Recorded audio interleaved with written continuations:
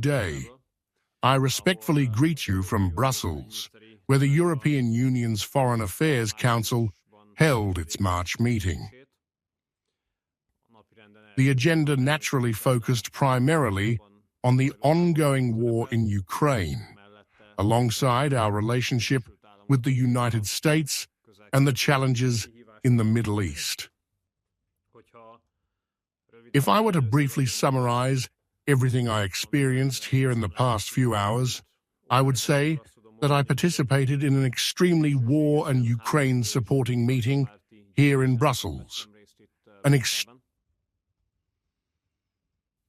pro-war and pro-Ukraine gathering where they blindly push for the continuation of the war and blindly advocate for Ukraine's almost immediate accession to the European Union. Two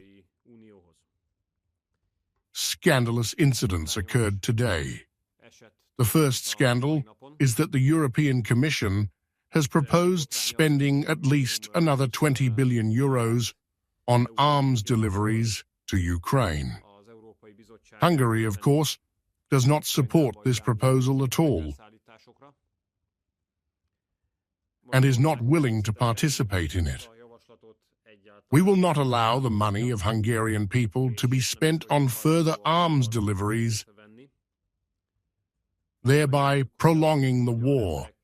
It is not in Hungary's interest to sustain arms deliveries and continue the war.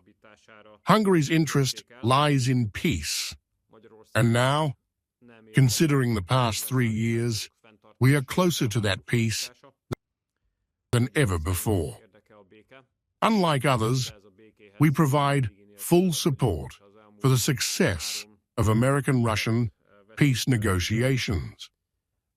When I was last in Washington, I personally witnessed the Americans' commitment to the success of these talks from my colleague, Foreign Minister Rubio. We consider it excellent news that continuous American-Russian consultations are ongoing on multiple issues.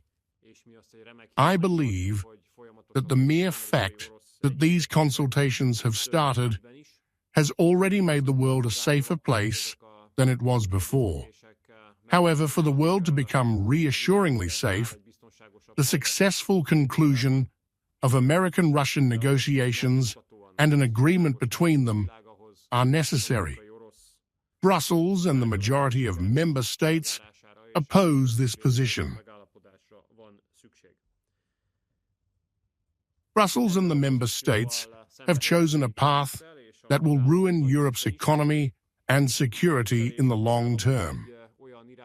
This path, which is being forced here in the European Union, involves sending even more weapons to Ukraine, with European citizens' money, maintaining the Ukrainian state's operations with European citizens' money, quickly admitting Ukraine into the European Union without any conditions that Western Balkan countries must meet, continuously supporting warmongering activities in places like London and Paris, investing in technological developments in Ukraine's military industry, and adopting even more sanctions packages. This is the stance of Brussels and a significant portion of the member states.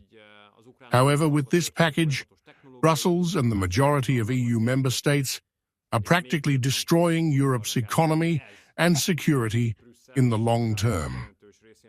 We continue to refuse to support any proposal that leads to the prolongation of the war. Looking at the current geopolitical landscape, it's clear that Brussels is becoming increasingly isolated because the rest of the world genuinely wants peace now. Yet, Brussels today, once again, adopted an extremely pro-war stance. This was one of the scandals. Another 20 billion euros for arms deliveries to Ukraine at the expense of Europeans. Then there's the second scandal.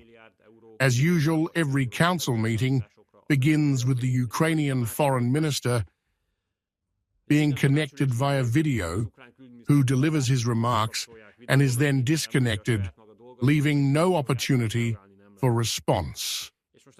This time, it wasn't just scandalous because, as usual, the colleagues' requests and demands often lack context, and a thank you in any language is rarely heard.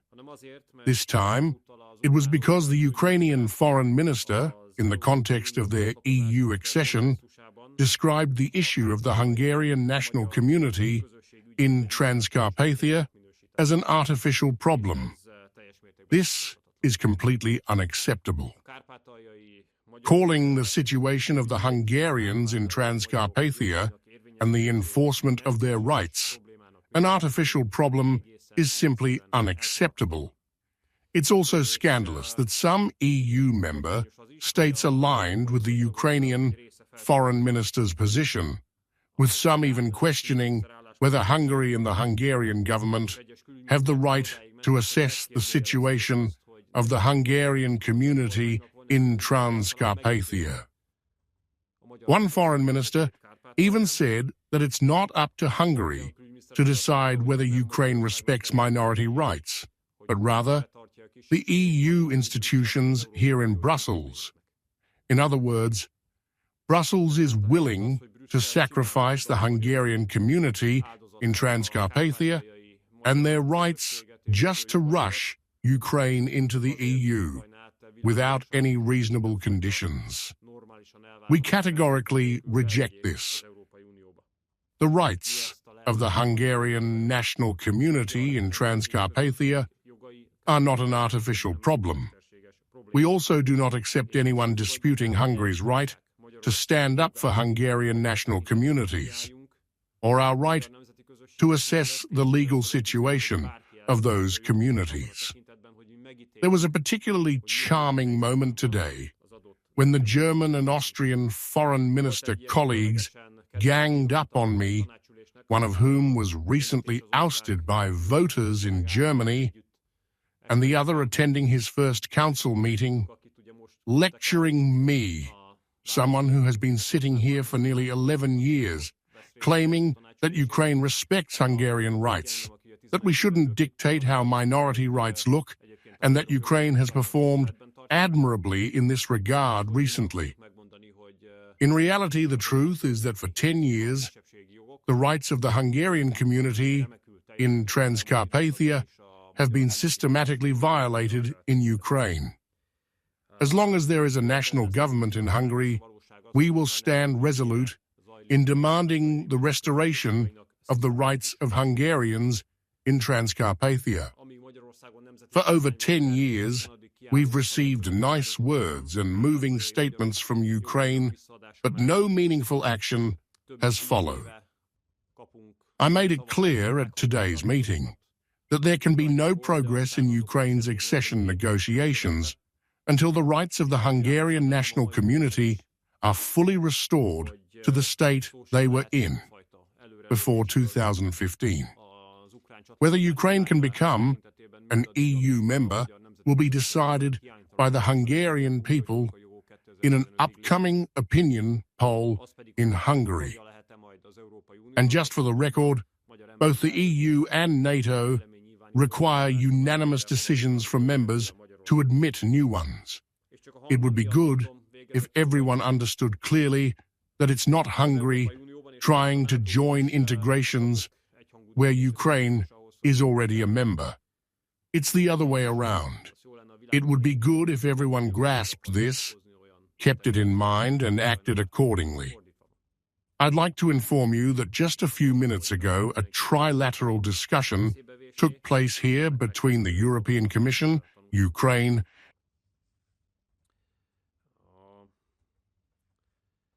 and Hungary on energy security.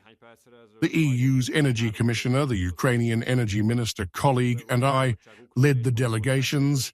I'd like to point out that last year, Hungary was Ukraine's top source of electricity imports, with 39% of Ukraine's electricity imports coming from Hungary.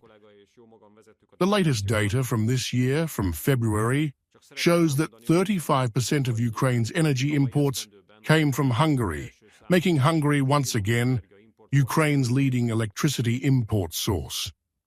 In February, 42% of Ukraine's natural gas imports arrived through Hungary. We, of course, maintain these deliveries because we don't want the Ukrainian people to face even more difficulties than they already do.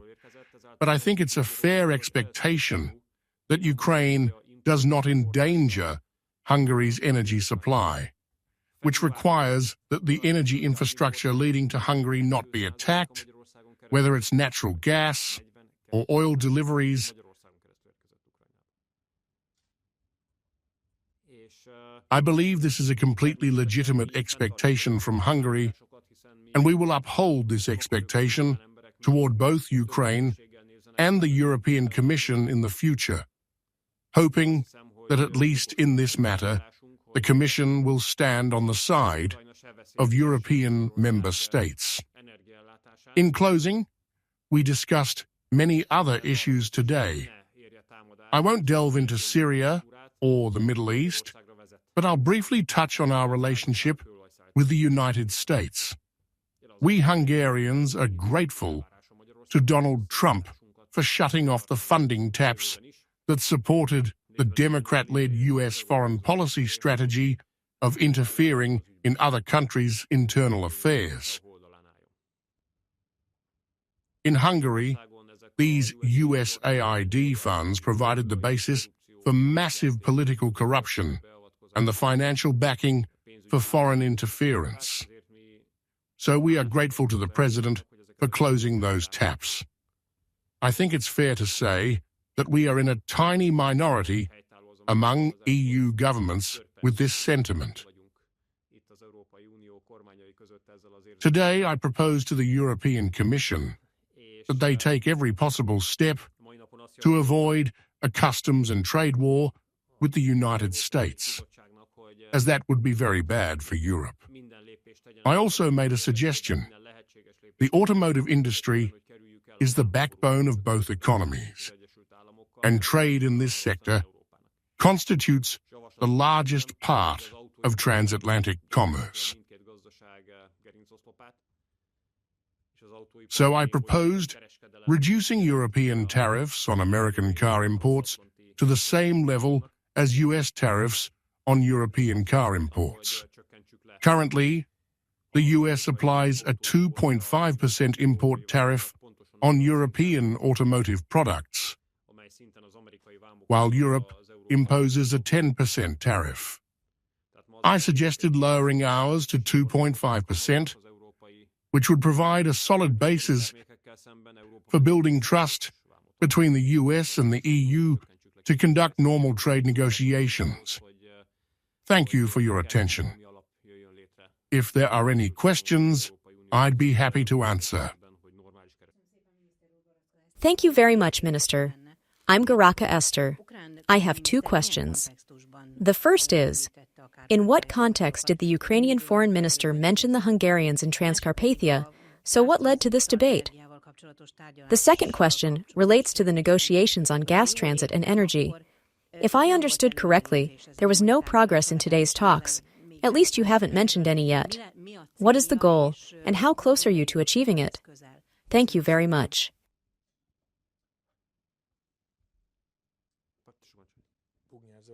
Bugnyar Zoltan, here TV. Was there any discussion about the 17th sanctions package, and if so, how far did it get? Also, was there talk about whether there would be an EU response to the 200% tariff on alcohol threatened by Donald Trump? Whether they would further escalate the tariff war? And how do you see this? Because you painted a rather dark picture of the stance on the war. Will the European Union be dealt a hand by the Americans in potential further negotiations? Will the EU be present there?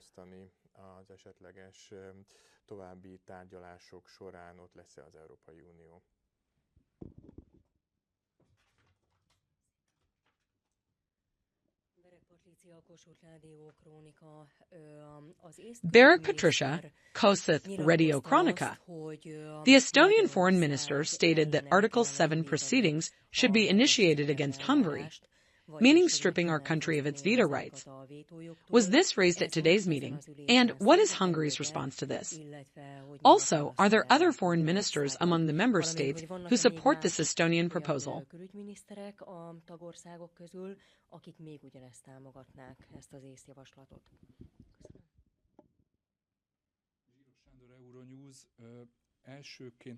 Sandor, Euronews. First, I'd like to ask whether the Commission's latest deportation directive, which would deploy Frontex police to speed up the removal of illegal migrants, could help Hungary ultimately accept the migration package as a whole. My second question relates to clusters, but is broader.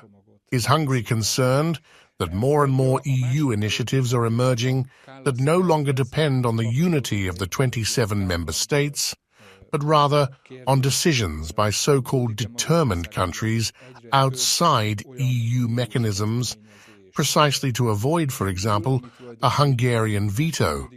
Does the Hungarian government worry about this? Thank you very much. Eltökélt országok uniós mechanizmusokon kívüli döntéseire vonatkozik, pont azért, hogy mondjuk a magyar vétót elkerüljék. Emiatt aggódik a magyar kormány. Köszönöm szépen. Köszönöm a kérdéseiket. Thank you for your questions. Regarding the question of how the Hungarians in Transcarpathia came up in the Ukrainian foreign minister's remarks, it happened because the Ukrainian foreign minister colleague argued in favor of Ukraine's swift EU accession and criticized Hungary's position, which demands the restoration of rights previously taken away from the Hungarian community in Transcarpathia. That's when the Ukrainian foreign minister colleague labeled the issue of the rights of Hungarians in Transcarpathia as an artificial problem. This is simply unacceptable from our perspective. As for energy cooperation, the situation is that there is professional collaboration ongoing, despite the war. The fact that there's normal professional cooperation, Hungarian electricity, exports to Ukraine, natural gas deliveries to Ukraine via Hungary, there's no dispute on these technical matters. The system operators work together. Companies sign delivery contracts. The question here is whether the European Commission can guarantee that no decisions are made in Ukraine that would target the infrastructure for natural gas or oil deliveries to Hungary. Hungary's oil and gas supply cannot physically be secured without the Friendship oil pipeline and the Turk Stream pipeline. If these infrastructures are attacked, or if deliveries through them become impossible, it creates a massive problem for Hungary. Just last week, oil deliveries stopped for a day after a measuring station on the Friendship pipeline was hit. Obviously, the ultimate solution would be a ceasefire and the end of the war. That's what we all want. But until then, our expectation is that neither warring party jeopardizes Hungary's energy supply security. I negotiated with the energy minister, and he can provide assurances within his scope of authority. I believe that answers the question. Now, regarding the 17th sanctions package, it's being enthusiastically mentioned, of course. The presidency is particularly eager. The Ukrainian foreign minister has already demanded that this sanctions package extend to nuclear energy, which isn't new. They've been demanding this since about the second package at every sanctions round. The process will likely be the same. If it gets included in a proposal, we'll make it clear that it won't fly, and then they'll remove it from the package. I wouldn't call this an effective European strategy for overcoming the war, but it's evident they're clinging to it, which I think is a big mistake, because so far these sanctions packages have caused more trouble for Europe than for Russia. As for what tariffs might be imposed on alcoholic products, that wasn't specifically part of the decisions today. Regarding future negotiations on Ukraine, the Americans' goal is peace, and they are negotiating with the Russians about peace. Brussels, on the other hand, wants the war to continue, so I doubt that entities, countries, or organizations pushing for the war's continuation would be invited to peace talks. For us, it's fine as long as the talks are about peace and not about continuing the war. The Estonian foreign minister colleague is braver in front of the press than at council meetings. I've noticed this several times, so no, it didn't come up. It might be a question for his articles. The German foreign minister colleague said something heated for the umpteenth time about how Hungary needs to decide which club it wants to belong to. And if we want to be part of this club, we'd better support Ukraine's accession, because this or that will happen.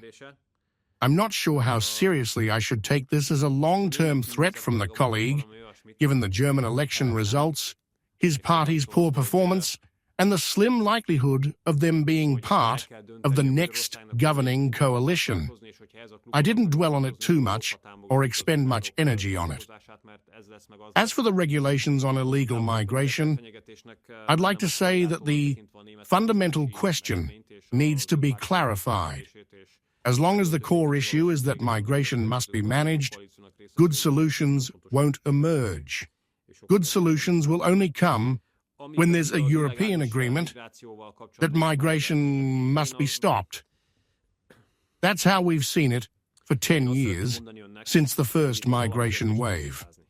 There are a couple of member states that agree with us that illegal migration must be stopped.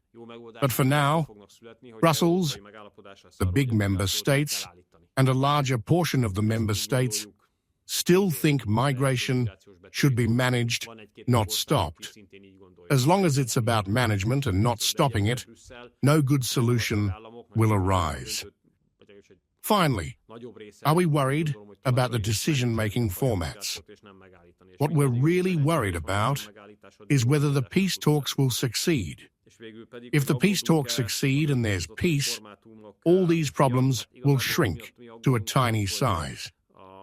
So I think we mustn't lose focus. Let there be a ceasefire, let peace talks happen as soon as possible, and then this tense atmosphere in Europe, including efforts to bypass European treaties, will, I hope, become a thing of the past. If there are no more questions, thank you very much for being here. We'll meet again after the next council meeting. Goodbye, and thank you to those at home for your attention. Wishing you all the best.